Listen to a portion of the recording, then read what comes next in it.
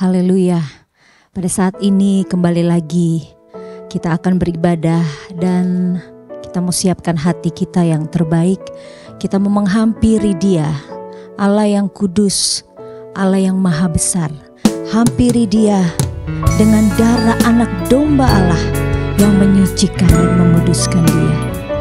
Haleluya. Layakkan ku hampiri tatahmu, layakkan ku memuji sembahmu. Layakkan ku hampiri tahtamu, layakkan ku memuji sembahmu, layakkan aku di hadapanmu merasakan, menikmati hadiratmu.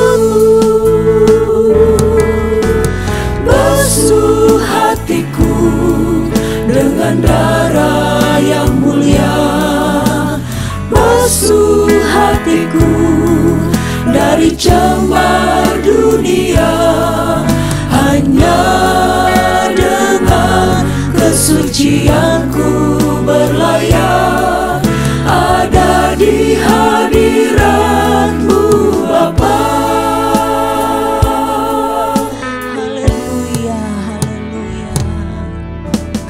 Layakkan ku hampiri tahtamu, layakkan ku memuji sembahmu, layakkan aku di hadapanmu merasakan, menikmati hadiratmu. Basuh kami, basuh hatiku dengan darah yang mulia, basuh hatiku dari cemar dunia. Hanya dengan kesucianku berlayar ada di hadiratmu Bapa. Basuh hatiku dengan darah yang mulia, basuh hatiku dari cemar dunia. Hanya dengan kesucianku berlayar ada di hadiratmu Bapa. Haleluya. Kami mau menghampiri Engkau Tuhan.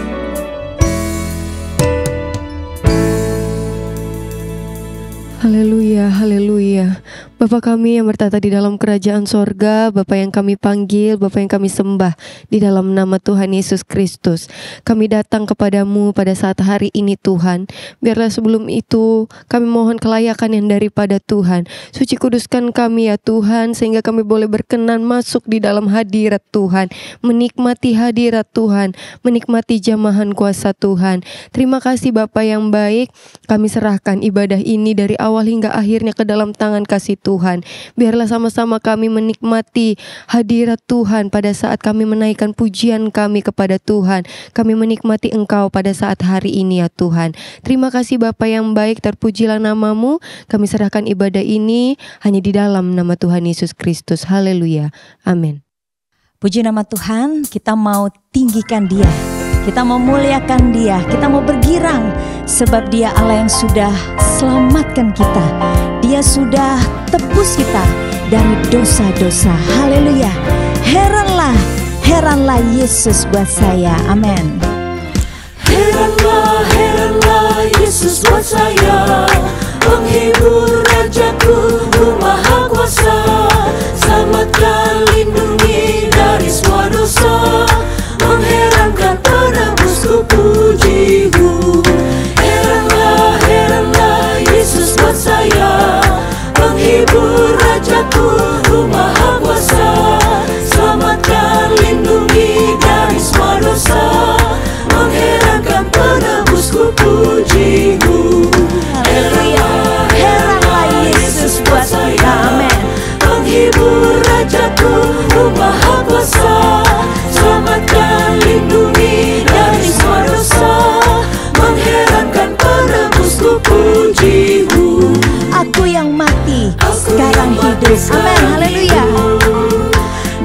aku hidup selama-lamanya, amin. Serta padaku kunci alamat.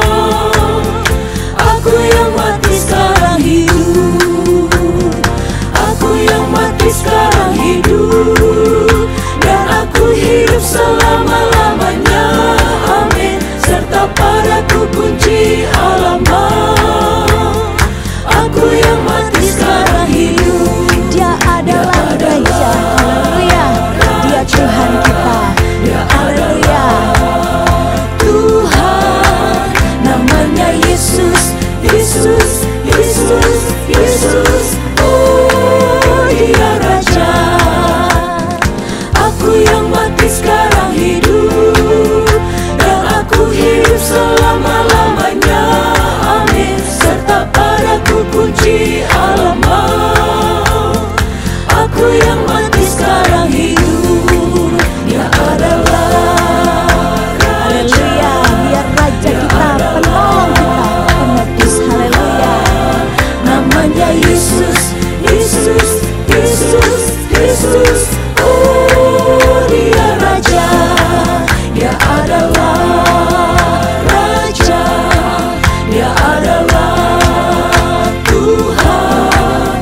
Namanya Yesus, Yesus, Yesus, Yesus. Katakan, dia Raja, haleluya. Hidupku bukannya aku lagi, tapi Yesus dalamku. Hidupku bukannya aku lagi, tapi Yesus dalamku. Katakan, Yesus hidup, Yesus hidup dalamku, amin. Yesus hidup dalamku. Hidupku bukannya aku lagi, tapi Yesus dalamku. Hidupku bukannya aku lagi, tapi Yesus dalamku. Hidupku bukannya aku lagi, Tapi Yesus di dalamku, haleluya. Yesus hidup, Yesus hidup dalamku, amin.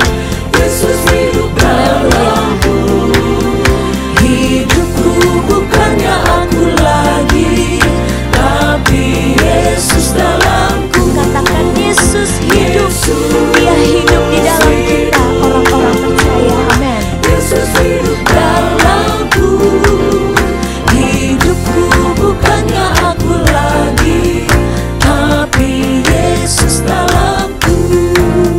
Biarlah Yesus hidup dalam kita, nampak dalam perbuatan kita, amin. Jadikanlah Yesus segala-galanya di dalam kehidupan kita, haleluya. Dia Allah yang baik, dia Allah yang sangat luar biasa. Dia sudah selamatkan kita, puji nama Tuhan. Katakanlah pujian ini, dialah segalanya, dia bagiku, haleluya. Dialah segalanya, dia yang sudah korbankan dirinya, dia yang selamatkan saudara dan saya, amin, haleluya. Dialah segalanya, Dia bagiku. Dialah segalanya, besar kecil, korbankan dirinya dan selamatkanku. Dialah segalanya, Dia bagiku. Seperti air madu dari batu karang, dicicil air madu yang manis. Oh, lihatlah Tuhan Yesus baik, dicicil air madu yang manis. Dialah Haleluya, dialah segalanya,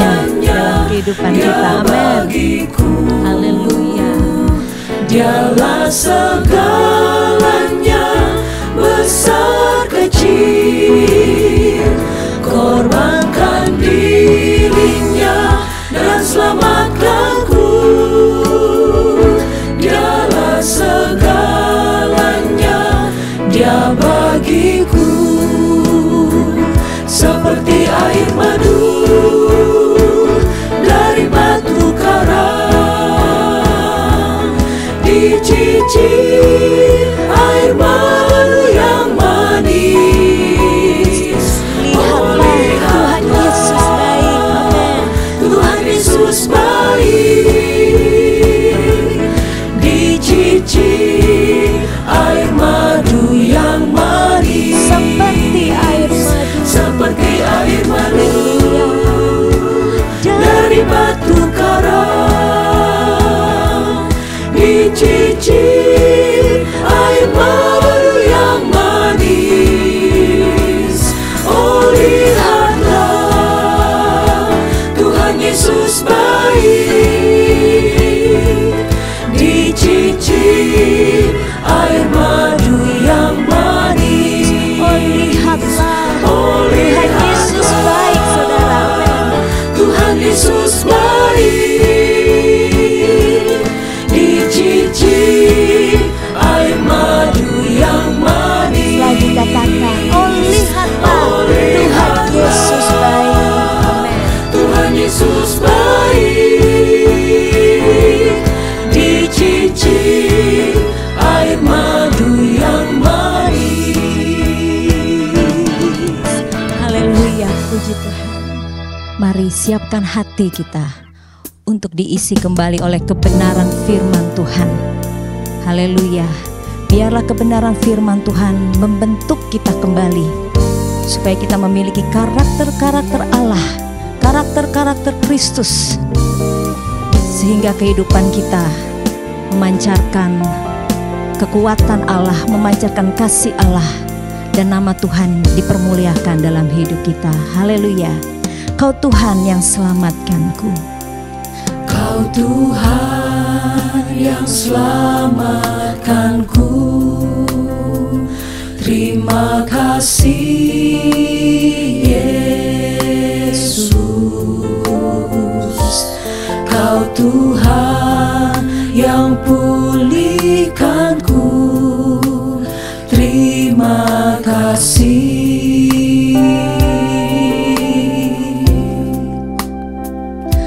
Kau Tuhan yang sembuhkanku, terima kasih Yesus. Engkau Tuhan yang memberkati segenap kehidupan kami. Terima kasih Tuhan. Haleluya. Naikkan segala puji syukurmu kepada Tuhan. Haleluya. Segala pujian dan syukur hanya bagimu Yesus. Dengan apakah ku balas kasih-Mu?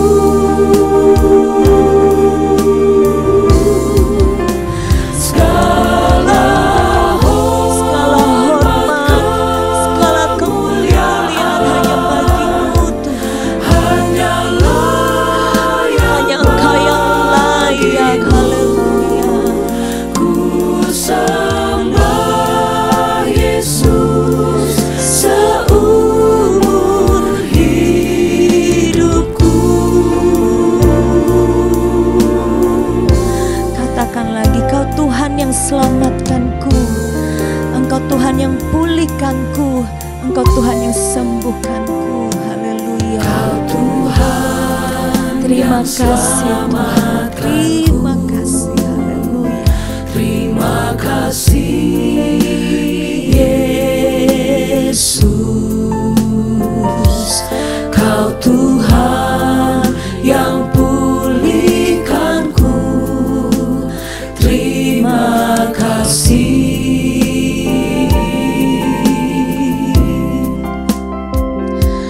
Kau Tuhan yang sembuhkanku, terima kasih.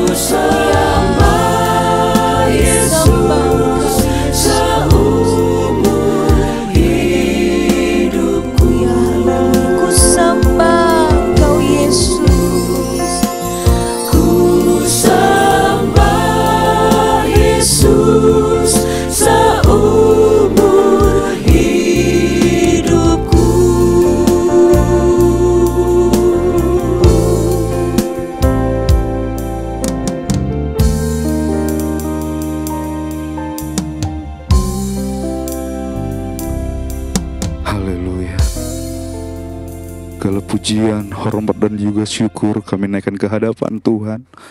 Dimana kami sangat bersyukur Tuhan, kami sangat berterima kasih atas keberadaan kami saat ini Tuhan. Kami ada sebagaimana kami ada, itu semua karena kemurahan Tuhan, itu semua karena kasih karunia Tuhan dalam kehidupan kami. 1 bulan lagi boleh kami lewati bersama dengan Tuhan. Sebabnya Tuhan kami datang untuk mau mendengarkan kebenaran firman-Mu Tuhan. Kami naikkan penyembahan kami ke hadapan Tuhan. Biar itu semua berkenan berlayak di hadapan Tuhan. Saat ini juga Tuhan Yesus, sebelum kami menikmati perjamuan kudus yang ada Tuhan, kembali kami akan diisi dengan kebenaran firman-Mu, firman-Mu yang menguatkan iman percaya kami, firman-Mu yang terus menuntun setiap langkah kami Tuhan, firman-Mu yang menuntun kami dalam kebenaran Tuhan Yesus, untuk kami terus melangkah bersama dengan Tuhan. Kiranya Tuhan Engkau urapi hamba-Mu yang telah dipersiapkan untuk menyampaikan kebenaran firman-Mu, biar apa yang menjadi pesan Tuhan dapat tersampaikan kepada setiap kami Tuhan. Kami siapkan hati kami yang terbaik untuk mendengarkan kebenaran firman Tuhan. Kami melanjutkan doa ini dengan penuh ucapan syukur hanya di dalam nama Tuhan Yesus Kristus yang adalah Tuhan dan Juru Selamat kami yang hidup. Haleluya. Amin.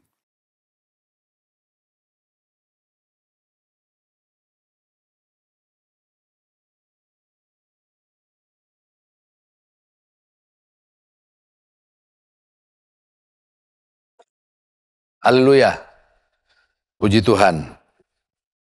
Bapak, Ibu, saudara-saudara sekalian, saat ini saya mengajak saudara semua membuka Alkitab di dalam Galatia pasal yang ke-5 ayat 22 dan 23. Galatia 5 ayat 22-23. Tetapi buah roh ialah kasih, sukacita, damai sejahtera, kesabaran, kemurahan, kebaikan, kesetiaan, kelemah lembutan, penguasaan diri. Tidak ada hukum yang menentang hal-hal ini. Kita akan berbicara mengenai kemurahan ya di dalam ayat 22. Kemurahan, gentleness, atau dalam bahasa Indonesia kadang-kadang disebut juga kemurahan, ramah ya, keramahan, lemah lembut, sopan, rendah hati. Nah, itu semua bicara mengenai kemurahan. Berbicara mengenai kemurahan, ini adalah satu karakter yang seharusnya bisa kita lihat ada atau terdapat pada seseorang. Seseorang yang tentu seseorang kita bicara dalam skop orang percaya ya. Sifat ini merupakan sifat atau karakter yang ada dalam orang percaya, maka pada saat orang percaya berinteraksi dengan orang lain, maka karakter ini, keramah tamahan, kelembutan, katakanlah kesopanan itu harus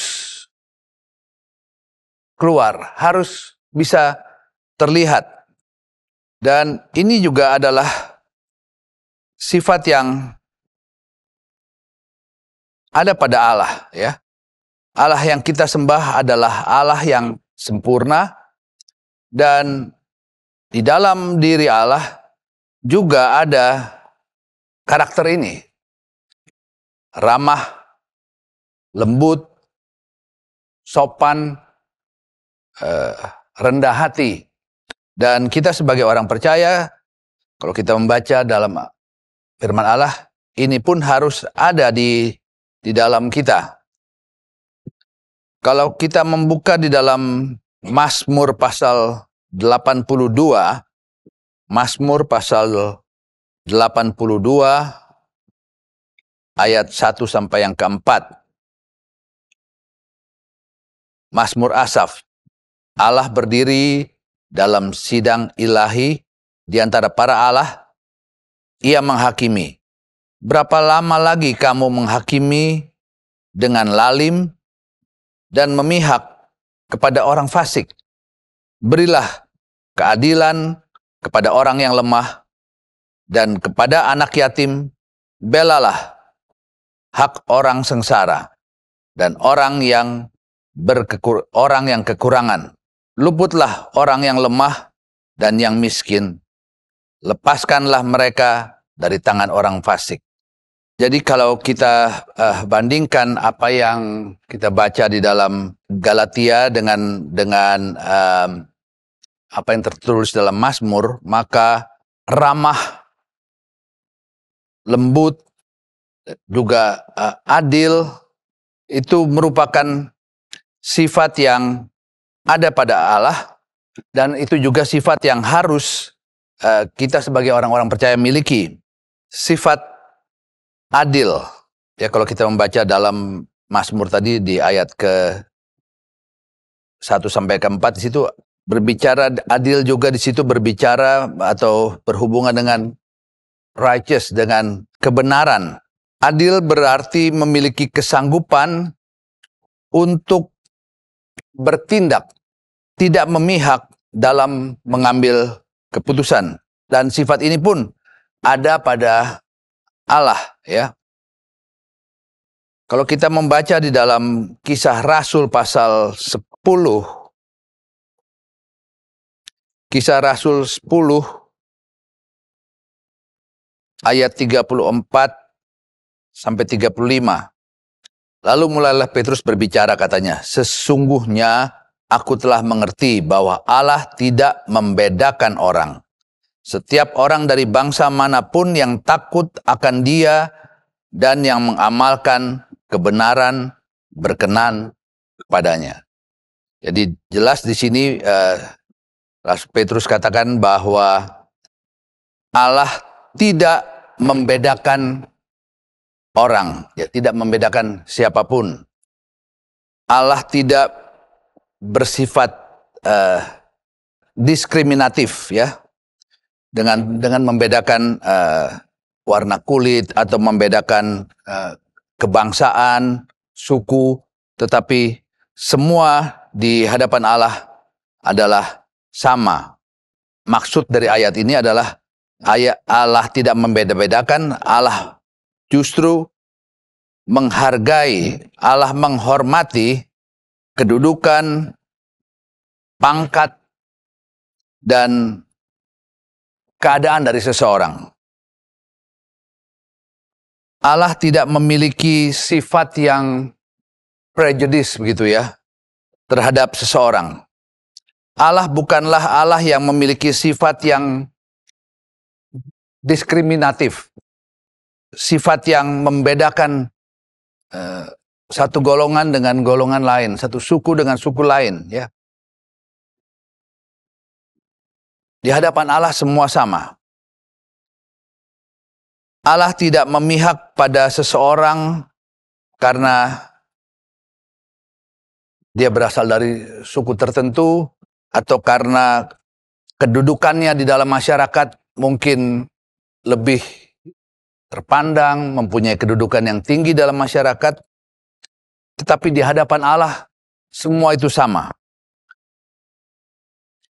Allah yang kita sembah adalah Allah yang tidak membedakan manusia. Haleluya. Dia tidak membedakan manusia.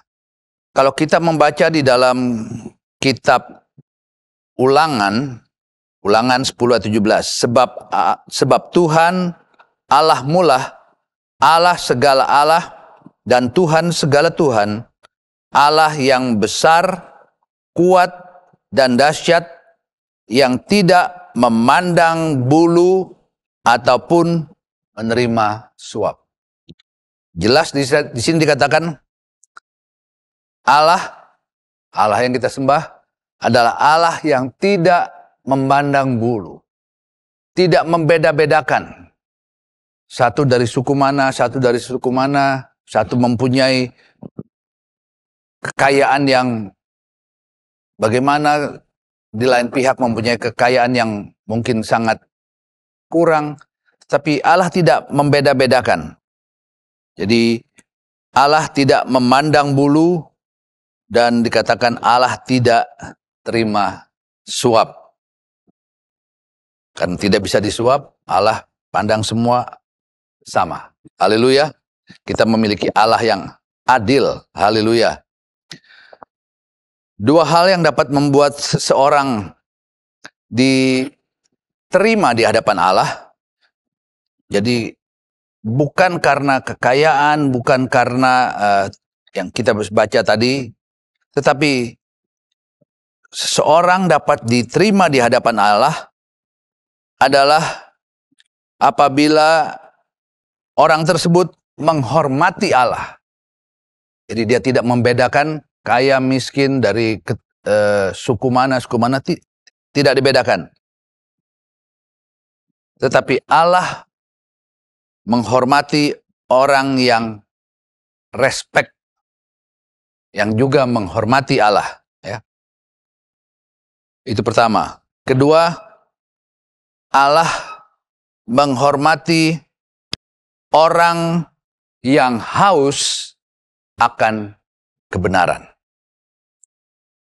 Dalam Matius pasal 5 itu dikatakan orang yang Allah respect itu adalah orang yang haus akan kebenaran, ya.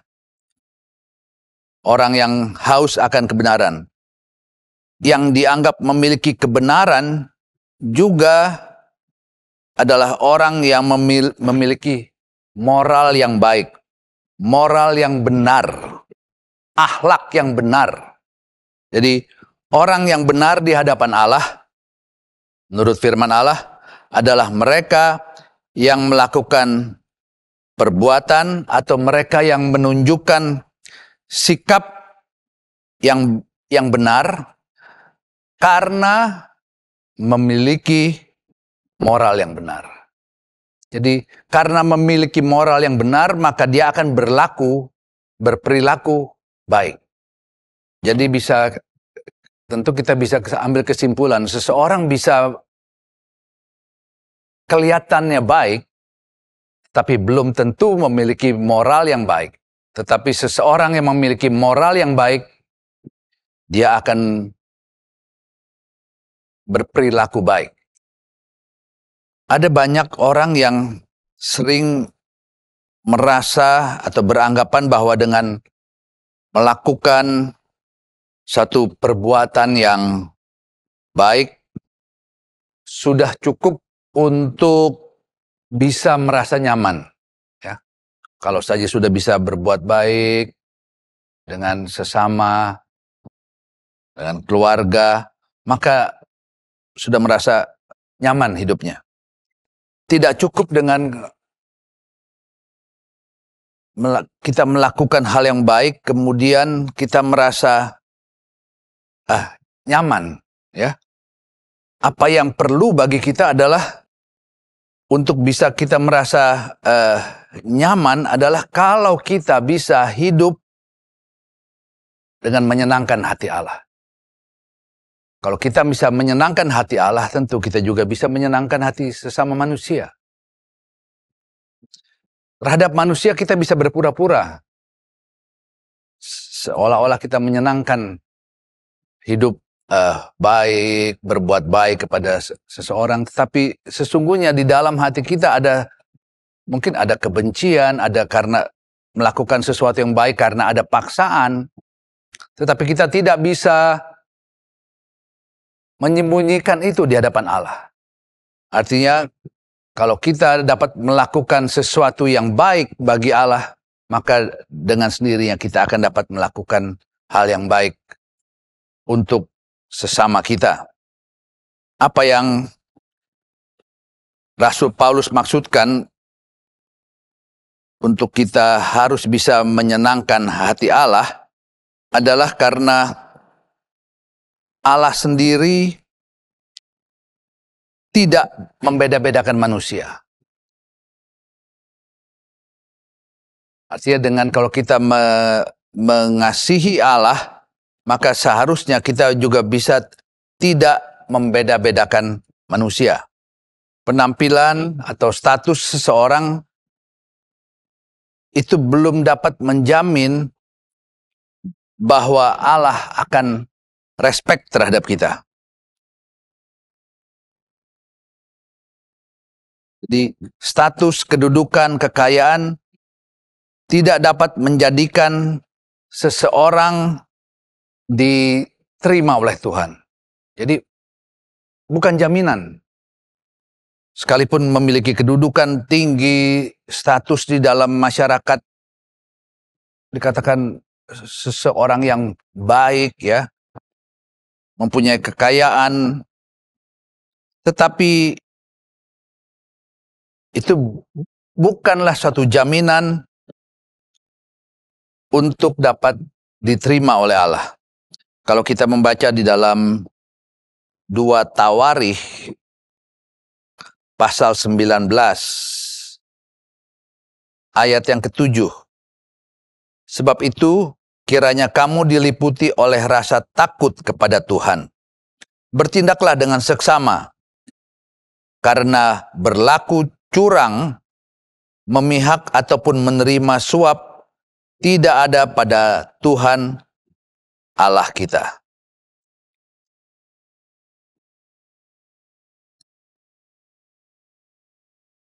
Sebaiknya kita baca di mulai ayat 6, ya. Berpesanlah ia kepada hakim-hakim itu, pertimbangkanlah apa yang kamu perbuat, karena bukanlah untuk manusia kamu memutuskan hukum, melainkan untuk Tuhan yang ada beserta kamu. Bila kamu memutuskan hukum, sebab itu kiranya kamu diliputi oleh rasa takut kepada Tuhan. Bertindaklah dengan seksama, karena berlaku curang, memihak atau menerima suap tidak ada pada Tuhan.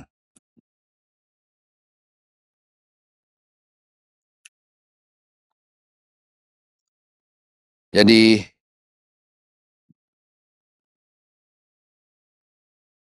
apa yang baik di hadapan Tuhan, di pemandangan Tuhan, adalah kalau kita memiliki moral yang baik. Tidak berbuat curang, tidak diskriminatif, membeda-bedakan, ya. Itu juga ditulis dalam Ayub pasal 34.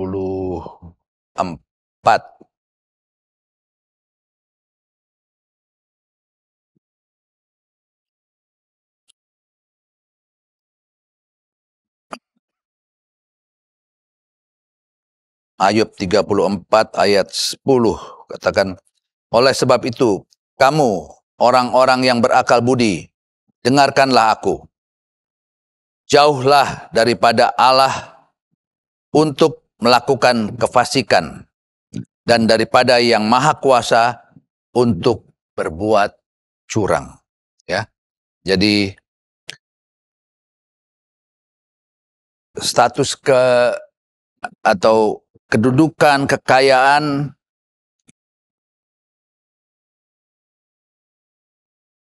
bukanlah ukuran untuk kita bisa katakanlah diterima oleh Tuhan, tetapi justru bagaimana akhlak kita, ya. Seperti saya tadi sudah katakan,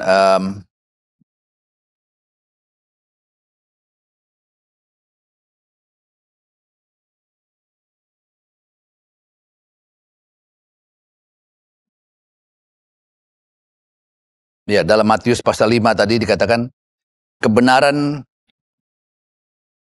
bukan hanya sepotong kebenaran. Ya, kebenaran yang harus ada pada kita bukan hanya sepotong kebenaran, tetapi kebenaran yang adalah perbuatan yang baik, yang benar, dan juga mencakup harus memiliki moral yang benar, ya. Jadi kebenaran yang dituntut dari kita bukanlah kebenaran yang sepotong-sepotong, tetapi suatu kebenaran yang juga disertai dengan moral yang benar. Artinya di dalam kita sendiri, karakter kita sendiri itu harus benar.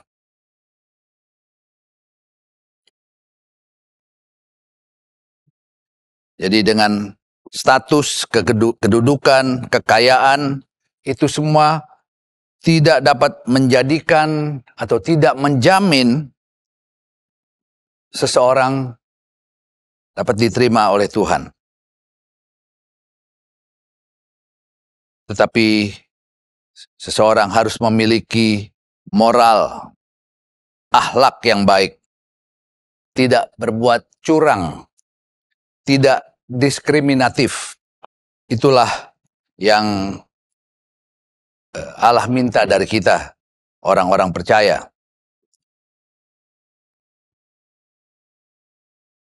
Kalau kita membuka di dalam Kisah Rasul pasal 10 ayat 34 sampai 35. Lalu mulailah Petrus berbicara, katanya, sesungguhnya aku telah mengerti bahwa Allah tidak membedakan orang. Ya. Allah tidak membedakan orang.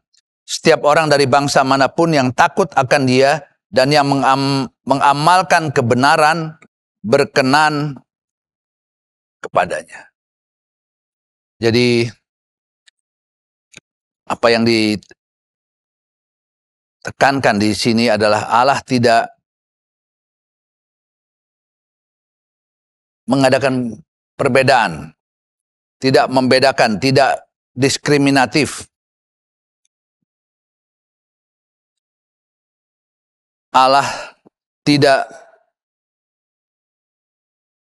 memilih atau memilih seseorang berdasarkan kebangsaannya, berdasarkan rasnya, berdasarkan kastanya, atau juga berdasarkan pangkat dan kedudukan dalam masyarakat.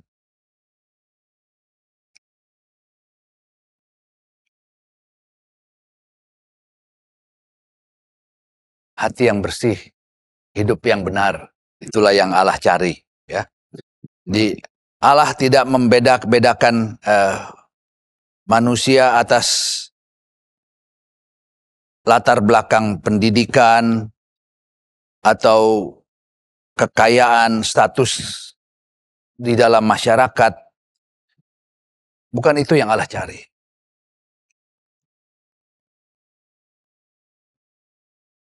Yang Allah cari dalam hati manusia adalah, pertama, orang yang menghormati Tuhan. Orang yang menghormati dalam arti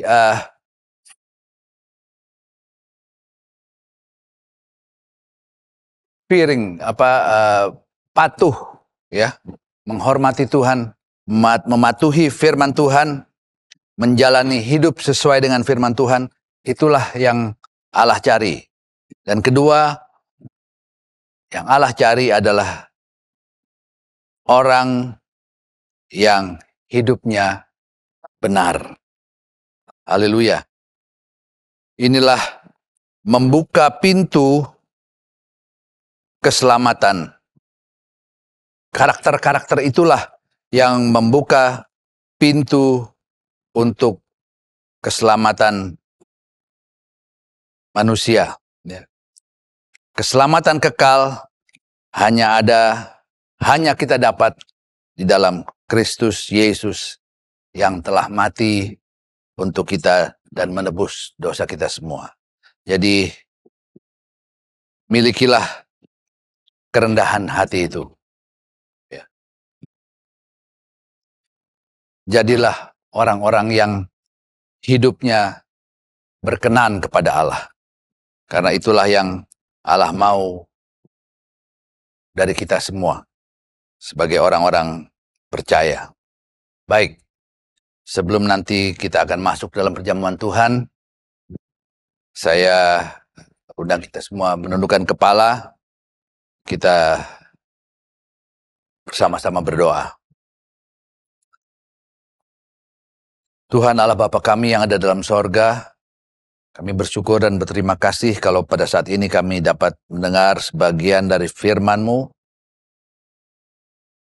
Kiranya firman yang telah disampaikan ini tidaklah sia-sia, tidaklah terbuang sia-sia Tuhan, tetapi firman ini tertanam dalam kehidupan kami. Kami telah belajar bagaimana kami harus hidup sebagai orang-orang yang berkenan kepadamu Tuhan. Engkau mencari orang-orang yang rendah hati, orang-orang yang patuh akan firman-Mu. Sebab itu kami mau membuka hati untuk Engkau berdaulat di dalam kami. Firman-Mu berdaulat di dalam kami untuk mengubahkan kami Tuhan untuk bisa menjadi pribadi-pribadi yang menyenangkan Tuhan, pribadi-pribadi yang hidup sesuai dengan kehendak Tuhan. Dan kami menjadi pribadi-pribadi yang mempunyai pengharapan untuk satu kali kelak kami akan berjumpa dengan Engkau di dalam kekekalan. Terima kasih Tuhan Yesus, terima kasih. Di dalam nama Tuhan Yesus Kristus kami telah berdoa. Haleluya. Amin.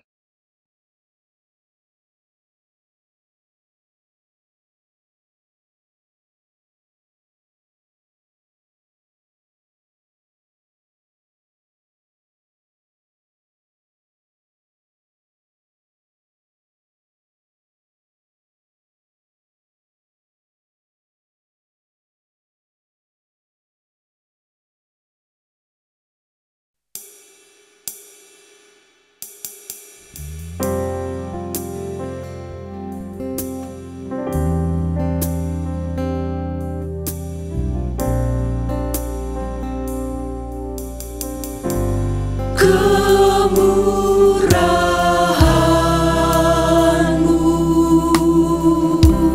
lebih dari hidup. Kemurahan-Mu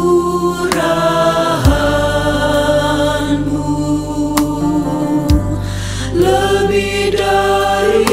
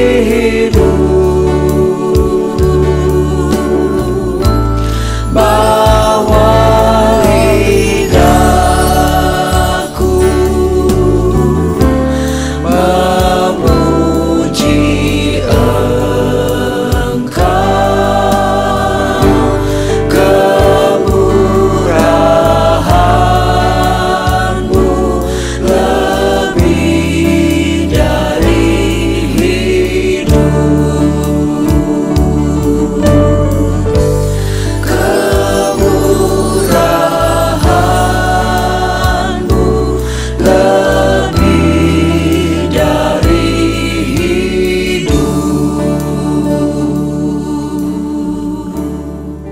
Saya akan membacakan ayat dari firman Allah.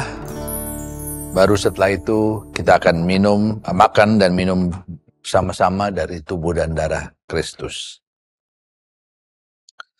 Sebab apa yang telah kuteruskan kepadamu, telah aku terima dari Tuhan, yaitu bahwa Tuhan Yesus pada malam waktu ia diserahkan, mengambil roti, dan sesudah itu ia mengucap syukur atasnya.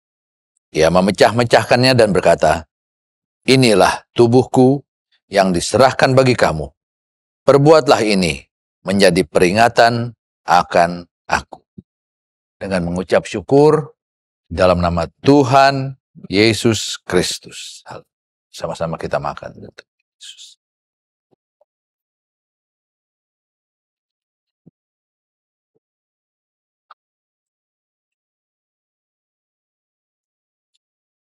Demikian juga ia mengambil cawan sesudah makan lalu berkata, cawan ini adalah perjanjian baru yang dimeteraikan oleh darahku.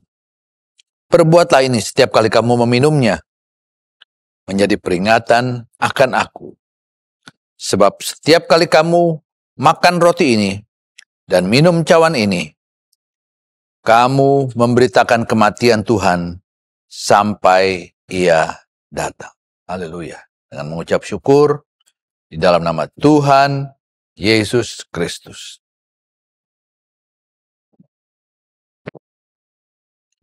Haleluya. Haleluya. Terima kasih Yesus.